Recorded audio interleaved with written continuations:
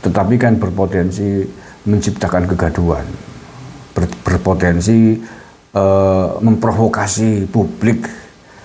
Ini film ini kan mengesankan bahwa pemerintah, bahwa Jokowi dan kabinetnya dan seluruh perangkat pemerintahnya itu dicitrakan benar-benar telah berbuat curang terhadap pemilu yang belum dilakukan. Jika Anda nonton film ini, saya punya pesan sederhana. Satu, tolong jadikan film ini sebagai landasan untuk Anda melakukan penghukuman. Saya mau terlibat dalam film ini karena banyak orang yang akan makin paham bahwa memang telah terjadi kecurangan yang luar biasa sehingga pemilu ini tidak bisa dianggap baik-baik saja. Selain diajak oleh figur-figur yang saya hormati, tentu saja film ini dianggap akan mampu mendidik publik betapa curangnya pemilu kita dan bagaimana politisi telah mempermainkan publik pemilih hanya untuk memenangkan kepentingan mereka. Kecurangan ini jangan didiamkan.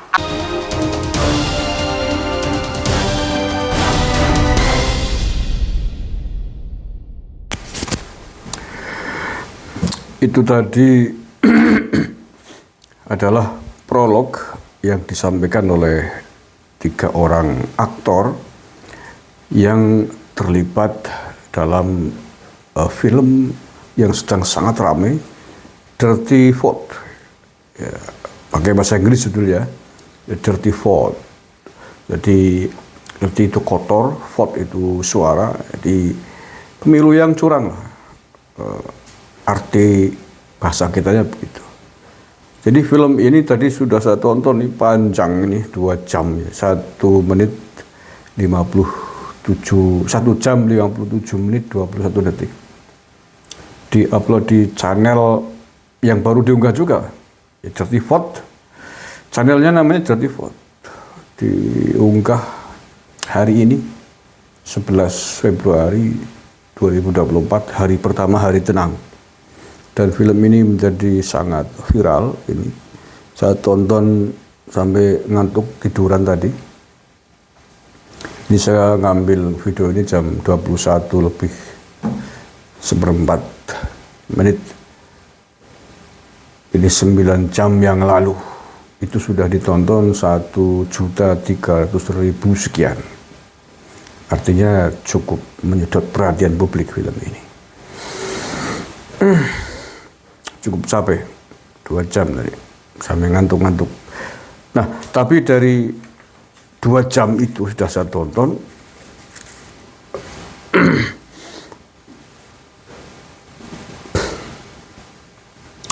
yang intinya dari awal sampai akhir, 3 orang ini yang menjadi bintang pada film ini, namanya yaitu Zainal Arifin Mokhtar, kemudian Mbak Fitri Susanti dan Ferry Amsari. Ini di deskripsinya disebutkan ketiganya mengungkap berbagai instrumen kekuasaan telah digunakan untuk tujuan memenangkan pemilu dan merusak tatanan demokrasi. Nah, itu. Nah, kembali saya sampaikan bahwa sesungguhnya kalau menurut saya setelah saya nonton film ini, secara substantif sebenarnya tidak ada hal-hal yang baru ya. Atas berbagai isu yang dikemas di framing sebelum ini menjelang pemilu yang sudah beredar di media massa sebenarnya, cuman ini dirangkum gitu ya, dirangkum dari berbagai fakta-fakta pemberitaan yang ramai menjadi pemberitaan, menjadi framingan, dirangkum menjadi satu, jadi panjang 2 jam. Tapi sesungguhnya secara substantif tidak.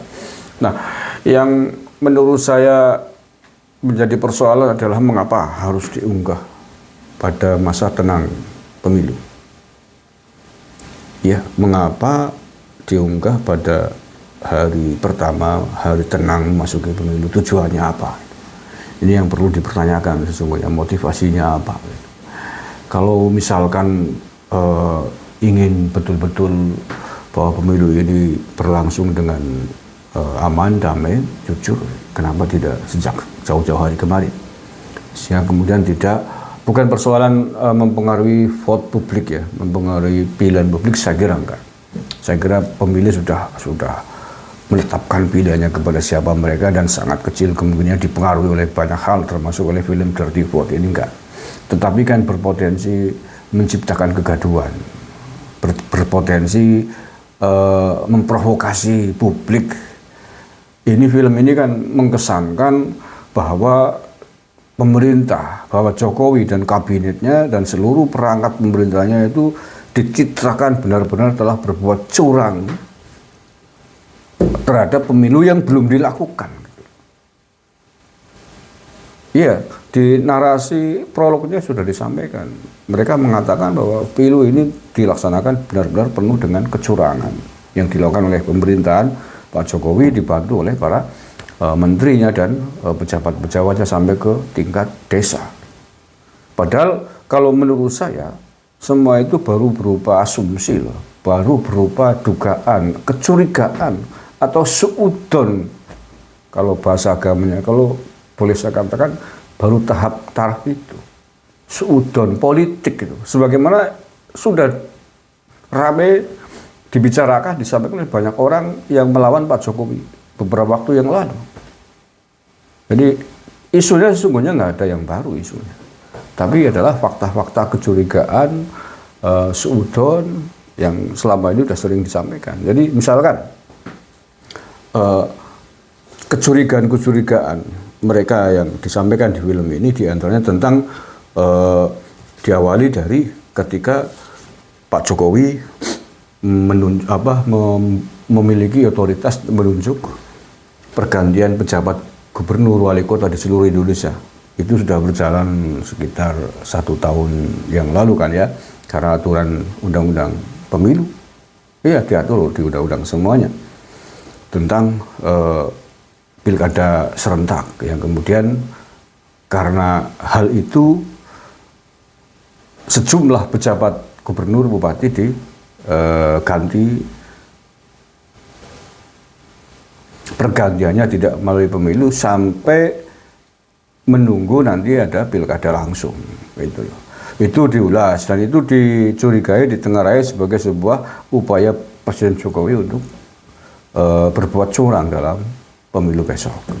Terus tentang bansos, ya ini kan sudah sebelum ini sudah sangat ramai kan. Bansos ini di framing, dipolitisasi, seolah-olah bahwa itu digunakan untuk kepentingan politiknya Prabowo Gibran, kepentingan politiknya Pak Jokowi gitu ya. Tadi dibahas, diulas tentang fenomena bansos, tentang jumlahnya dulu berapa sejak tahun 2014, 2019 sampai sekarang gitu, yang kemudian dicurigai sebagai sebuah manuver politik. Kemudian juga tentang keterlibatan menteri-menteri, diawali dari pernyataan Pak Jokowi bahwa presiden, wakil presiden, menteri boleh kampanye dengan persyaratan ABCD. Itu kan sudah ramai kemarin kan. Ini diulas lagi panjang lebar gitu. Dengan ditambah sih memang ada fakta-fakta tentang sejumlah menteri kayak Pak Luhut, kayak Menteri Pak Zulhas gitu ya, dalam beberapa kesempatan mengkampanyekan Prabowo Gibran gitu. Banyaklah. Intinya bahwa materi itu sudah ramai dibicarakan sebelum ini. Kemudian juga tentang netralitas desa, dana desa yang gede, demo kepala desa, kemudian penggalangan data-data di desa, itu semua dicurigai sebagai sebuah hal yang disimpulkan bahwa desa sangat mungkin untuk curang, untuk tidak adil, untuk berpihak dalam pemilu besok. Jadi semuanya data-data yang diungkapkan itu kemudian dijadikan alat untuk menyimpulkan bahwa Pak Jokowi ini curang dalam film ini gitu, tidak adil gitu. Terus juga digoreng juga panjang lebar tentang proses Gibran Rakabuming Raka menjadi wakil presiden yang dimulai dari gugatannya di MK dan seterusnya itu juga sama kan sudah menjadi bulan-bulanan publik gitu loh.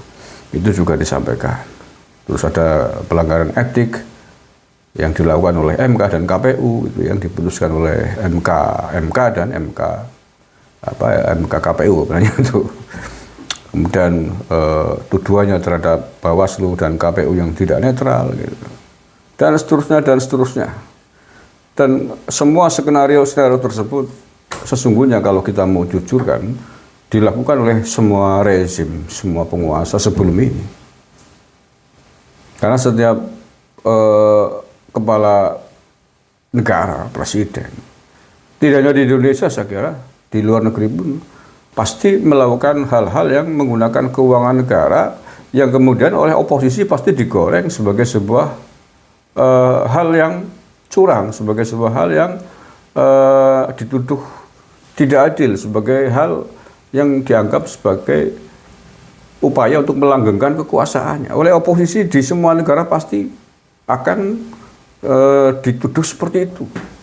Jadi menurut saya pure adalah narasi-narasi politik semua untuk menjatuhkan, untuk melawan kebijakan-kebijakan Pak Jokowi. Ya walaupun kita juga harus adil, walaupun kita juga harus adil, bisa jadi ada yang benar dari seluruh kecurigaan yang tadi disampaikan oleh film ini, tetapi saya kira juga tidak adil kalau kita meyakini 100% tentang tuduhan suudon bahwa pemilu ini berlangsung tidak adil, tidak jujur, sebagaimana yang diungkapkan oleh penyampai dalam film ini tadi.